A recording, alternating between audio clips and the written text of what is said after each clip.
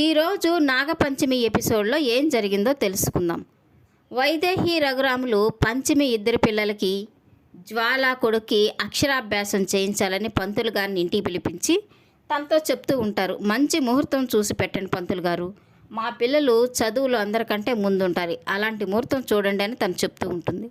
ఇక పంతులు గారు చూసి, ఎల్లుండి మంచి ముహూర్తం ఉందమ్మా, ఆ రోజు మీరు అక్షరాభ్యాసం పెట్టుకుంటే మీరు అనుకున్నట్లుగా పిల్లలు చదువులో ముందు ఉంటారు అని తను చెప్తూ ఉంటాడు. ఇక మరో మాట ఎందుకు, అదే ముహూర్తం పెట్టేసిండి అని రఘురాం కూడా తనతో చెప్తూ ఉంటాడు. ఇక సరే మా, మీరు పూజకి అన్నీ సిద్ధం చేసుకోండి, ఎల్లుండి నేను వచ్చి అక్షరాభ్యాసం చేయిస్తానని చెప్పి తను వాళ్ళ దగ్గర సెలవు తీసుకుని వెళ్ళిపోతాడు. ఇక వైదేహి అందరితో చెప్తూ ఉంటుంది, విన్నారు కదా, ఎల్లుండి ఎవరు ఏ పనులు పెట్టుకోకండి, ఆ రోజు పిల్లలకి అక్షరాభ్యాసం చేయించాలి అని తను చెప్తూ ఉంటుంది.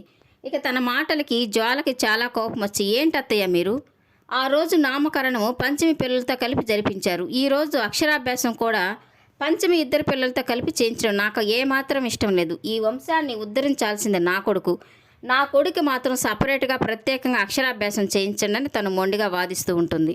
ఇక చిత్ర కూడా చాలా కోపం వస్తూ ఉంటుంది. ఎందుకు అక్క అలా మాట్లాడతావు, ఆడపిల్లలు మగపిల్లలు అని తేడా ఎందుకు చూపిస్తున్నావు, ఎవరైనా ఒకటే కదా, వాళ్ళకి కూడా సమాన హక్కులు ఉంటాయని చిత్ర తనతో చెప్తూ ఉంటుంది.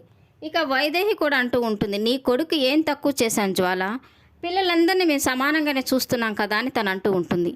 అలా చూడడమే నాకు నచ్చలేదు అత్తయ్య, ఆడపిల్లలు ఈరోజు ఉంటారు, రేపు పెళ్లి చేసుకుని అత్తవారింటికి వెళ్ళిపోతారు, వాళ్ళతో కలిపి నా కొడుకుని ఎందుకు సమానంగా చూస్తారు, నా కొడుకు ఇంటికి కాబోయే వారసుడు అని తను అంటూ ఉంటుంది. ఇక మోక్ష కూడా చాలా కోపం వస్తుంది, ఎప్పుడు చూసినా నువ్వు అలా మాట్లాడతావు ఎందుకు వదినా, ఆడపిల్లల్ని తక్కువ చేసి ఎందుకు మాట్లాడుతున్నావు, ఈ కాలంలో ఆడపిల్లలే అన్నిట్లో ముందున్నారు అని తను అంటూ ఉంటాడు. ఇక పంచమి జ్వాలతో అంటూ ఉంటుంది, సరే అక్క, నీ కొడుకు ప్రత్యేకంగా అక్షరాభ్యాసం ఎప్పుడైనా చేయించుకో, మేము మాత్రం మా పిల్లలకి ఎల్లుండి మంచి ముహూర్తం అన్నారు కాబట్టి ఆ రోజే మా పిల్లలకి అక్షరాభ్యాసం చేయించుకుంటామని తను చెప్తూ ఉంటుంది. ఇక జ్వాల తిట్టుకుంటూ ఉంటుంది, ఎప్పుడు ఏ కార్యక్రమం జరిగినా గుంపుగా అందరికీ ఒకేసారి చేయిస్తారు, నా కొడుకు మాత్రం ప్రత్యేకంగా చేయించమంటే ఎవ్వరూ పట్టించుకోరని తిట్టుకుంటూ ఉంటుంది. ఇక వరుణ్ తనకి సర్ది చెప్తూ ఉంటాడు, సరే జ్వాల, ఎల్లుండి మంచి ముహూర్తం అన్నారు కాబట్టి ఆ రోజే మన బాబుకు కూడా అలాగే అక్షరాభ్యాసం చేయిద్దాం, ఫస్ట్ మన బాబుకి అక్షరాభ్యాసం అయిపోయిన తర్వాతే పంచమి పిల్లలు చేద్దాం సరేనా అని తననికి ఒప్పచెప్తూ ఉంటాడు. ఇక తప్పదన్నట్టుగా సరే అని తను కూడా ఒప్పుకుంటుంది. ఇక మోక్ష కూడా సరే అలాగే జరిపించండి, నాకేం అభ్యంతరం లేదు, నేను కోరుకునేది పిల్లలందరూ సంతోషంగా ఉండాలని అని తను అంటూ ఉంటాడు. ఇక పంతులు గారు అక్షరాభ్యాసం కోసం మోక్ష పంచమీలను కూర్చోబెట్టి వాళ్ళిద్దరి పిల్లల చేత గణపతి పూజ చేస్తూ ఉంటాడు. ఇక జ్వాల అయితే పూజలోకి రాకపోయేసరికి పంతులు గారు తను పిలుస్తూ ఉంటాడు. ఇక తను ఒక్కటే వచ్చి కూర్చుంటుంది కానీ గణ అయితే రాడు. ఇక తను అడిగితే వెనక వస్తున్నాడని తను చెప్తుంది. ఇక గణ వస్తూ ఉంటే అంతలో కరాళి వచ్చి ఆగు గణ అని తను ఆపుతుంది. కరాళి నంబూత్రి ఆత్మ ఇచ్చిన సంజీవని వేరు ద్వారా జ్వాల కొడుకులోకి గరుడ శక్తిని ప్రవేశించడానికి అక్కడికి వచ్చి ఇక తన చెవిలో చెప్తూ ఉంటుంది, నువ్వు ఎవరో తెలుసుకోవాల్సిన సమయం వచ్చింది గణ, నువ్వు 6 ఏళ్ల పిల్లవాడివి కాదు, అనంతమైన శక్తిమంతుడివి, నువ్వు గరుడ శక్తిలో అంతర్భాగమై ఉన్నావు, నువ్వు ఈ మంత్రాన్ని జపిస్తే నాగాంశంతో ఎవరు జన్మించారో తెలిసిపోతుంది, ఓం సర్పం దర్శయామి అనే మంత్రాన్ని స్మరిస్తూ ఉండు గరుడ, ఆ మంత్రాన్ని నువ్వు స్మరిస్తే నీకు నాగాంశంతో ఉన్న ఆ పంచమి కూతురు ఎవరో తెలిసిపోతుంది, తర్వాత మన పగ మనం తీర్చుకోవచ్చు అని తనతో చెప్పి ఓం గరుడాయ నమః అని స్మరించని తనతో చెప్తూ ఉంటుంది. ఇక గణ కూడా మంత్రాన్ని జపిస్తూ ఇక పంతులు గారి దగ్గరికి వెళ్ళి వాళ్ళ అమ్మా నాన్న దగ్గర కూర్చొని పూజ ప్రారంభిస్తాడు. ఇక పంతులు గారు జ్వాల కొడుకు చేత బియ్యంలో ఓం నమః శివాయ అని రాయించమని తను చెప్తూ ఉంటాడు. అలాగేనని జ్వాల వరుణ్లు తన చేయి పట్టుకొని రాయించబోతుంటే గణ నేనే రాస్తానని చెప్పి ఓం నమో నారాయణ అని రాస్తాడు. ఇక వాళ్ళమ్మ తను అడుగుతూ ఉంటుంది, నేను చెప్పింది ఏంటి గణ, నువ్వు ఇలా రాసావేంటి అని తను అడుగుతూ ఉంటుంది. ఇక పంతులు గారు కూడా తనని అడుగుతూ ఉంటాడు, నిన్ను ఆ పేరు ఎవరు రాయమని చెప్పారు అని తను అడుగుతూ ఉంటే తనేమీ సమాధానం చెప్పడు.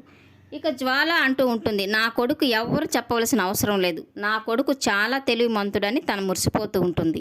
ఇక పంతులు గారు మోక్ష పంచమితో చెప్తూ ఉంటారు, మీ పాప చేత బియ్యంలో ఓం నమః శివాయని రాయించండి అని చెప్పగానే ఇక వైశాలి బలపం తీసుకొని తను రాయబోతూ ఉంటుంది. ఇక గణ తన మంత్రాన్ని జపిస్తూ వైశాలి వైపే చూస్తూ ఉండడంతో తన చెయ్యి వణికిపోతూ తను రాయలేకపోతుంది. అది గమనించిన పంచమి బలపం తీసి పక్కన పెట్టేసి వైశాలిని తీసుకొని నేరుగా దేవుడి గదిలోకి వెళ్ళి శివయ్య మెడలో ఉన్న రుద్రాక్షను తీసి ఆ మాలని వైశాలి చేతి కడుతుంది. ఇక పంచమి శివయ్యని వేడుకుంటూ ఉంటుంది. ఏ అఘోర స్వామి అయితే నా బిడ్డకు శాపం పెట్టాడో ఆ శాపమే వరం అయ్యేలాగా చూడు స్వామి, నా బిడ్డను కాపాడు, నా బిడ్డ చదువులో ముందుండాలి, మీరే కాపాడాలని తను కోరుకొని ఇక వైశాలిని తీసుకొచ్చి అక్షరాభ్యాసాన్ని కూర్చోబెడుతుంది. ఇక ఎప్పుడైతే తను రుద్రాక్షని చేతికి కట్టుకుందో ఇక తను బియ్యంలో ఓం నమ శివాయ అని తను ధైర్యంగా రాస్తుంది.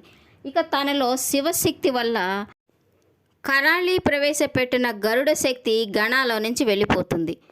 ఇక పాల్గొని చేత కూడా అక్షరాభ్యాస కార్యక్రమం జరిపిస్తూ ఉంటారు. ఇదంతా చూస్తూ ఉన్న గణాకి చాలా కోపం వచ్చి అది చూడడం ఇష్టం లేక తను అక్కడి నుంచి వెళ్ళిపోతాడు. ఇక రఘురాం ఇంట్లో అందరితో చెప్తూ ఉంటాడు, అక్షరాభ్యాస కార్యక్రమం అయిపోయింది కాబట్టి పిల్లలందరినీ మంచి స్కూల్లో చూసి జాయిన్ చేయాలని తను చెప్తూ ఉంటే ఇక జ్వాల మళ్ళీ తన బుద్ధి బయట పెడుతుంది. నా కొడుకును మాత్రం వాళ్ళతో కలిపి ఒకే స్కూల్లో చేర్చడానికి నేనేమాత్రం ఒప్పుకోనని తను అంటూ ఉంటుంది.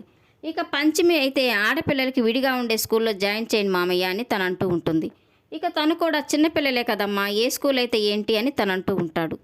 ఇక జ్వాల అంటూ ఉంటుంది, పంచమి కూతుర్ని ఎక్కడ చదివిస్తారో ఎలా చదివిస్తారో నాకు అనవసరం మావయ్య, ఎంత చదివించినా ఏముంది, ఆడపిల్లలు పెళ్లి చేసుకుని బయటికి వెళ్ళిపోయేవాళ్ళే కదా, నా కొడుకును మాత్రం చిన్న స్కూల్లో చేర్పిస్తే నేను ఏమాత్రం ఒప్పుకోను, తను సిటీలో నంబర్ 1 స్కూల్లో మాత్రమే జాయిన్ చేయాలి, నాకు ఒక్కగానొక్క కొడుకు లేక పుట్టాడు, వాడిని నేను బాగా చదివించాలి, రేపు మన బిజినెస్ అంతా చూసుకోవాల్సిందే నా కొడుకే కదా, కాబట్టి నా కొడుకుని ఈ సిటీలో నంబర్ 1 స్కూల్లో మాత్రమే చదివించాలని తను మొండిపట్టు పడుతూ ఉంటుంది. ఇక అది చూసిన చిత్రాకి చాలా కోపం వస్తుంది.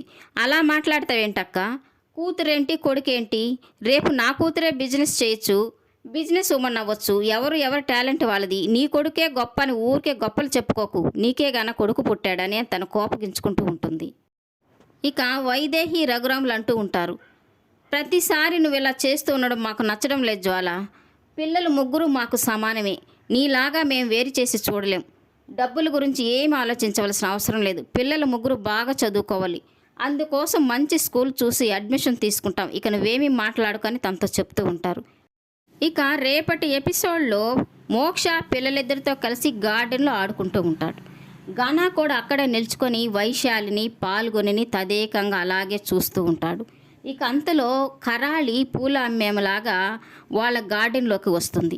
తన పూల బుట్టలో నుంచి ఒక పాములు ఇష్టపడే ఒకలాంటి సుగంధ ద్రవ్యాలు తీసుకొచ్చి గార్డెన్లో ఉన్న మొక్కలపై చల్లి పాములు ఇష్టపడే ఆ సువాసన పీల్చే అమ్మాయిని ఎవరో కనిపెట్టాలని తను నాగాంశంతో పుట్టిన అమ్మాయిగా తను గుర్తించాలని కారు వెనక నక్కి చూస్తూ ఉంటుంది.